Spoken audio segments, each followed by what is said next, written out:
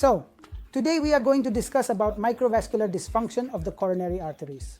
As the name suggests, micro means very small. So we all know about blockages which can cause heart attacks.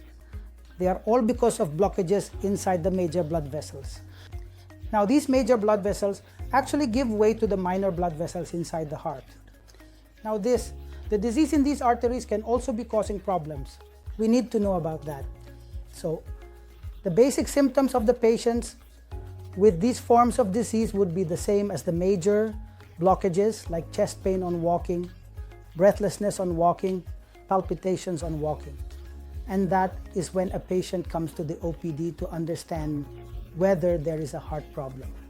So now in such patients who are having diseases in the microvasculature, that is in the very small vessels, basically the ECG and echo would be normal. And when we do a treadmill test, the treadmill which would show up as positive.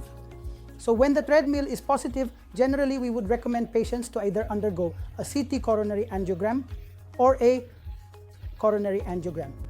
Now, when we do these investigations, what it shows is that the major arteries are all clean and the microvasculature generally is not visible on these investigations.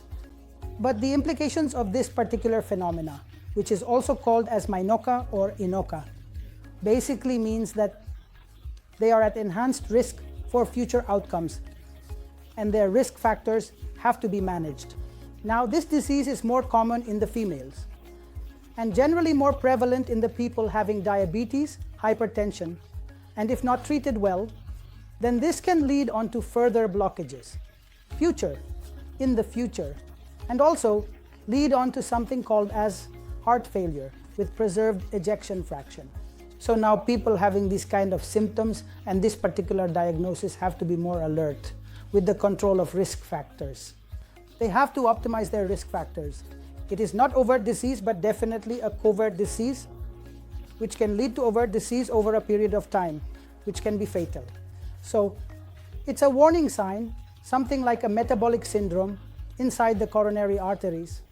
And it happens because the layer of the vessels is diseased. And this disease is linked to risk factors like diabetes, hypertension, smoking, stress. So now what all of these do is basically they change the microenvironment of these particular vessels and inflammation starts to happen in these microvessels. When there is inflammation, there is crowding and there is no blood flow.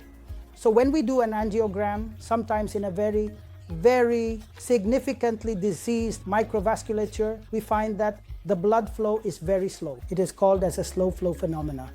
That happens because when your pipe is very clean and the flow can happen completely, the flow is very brisk. But when there is an obstruction in the very distal part, then the flow would be very slow. Now that is an indicator that the microvasculature is significantly diseased. Earlier it was thought that this particular phenomena was not very,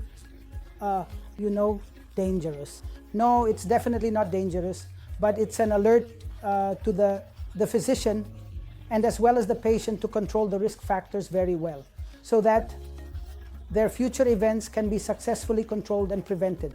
Now this is in short about the microvascular dysfunction of the coronary arteries. Thank you.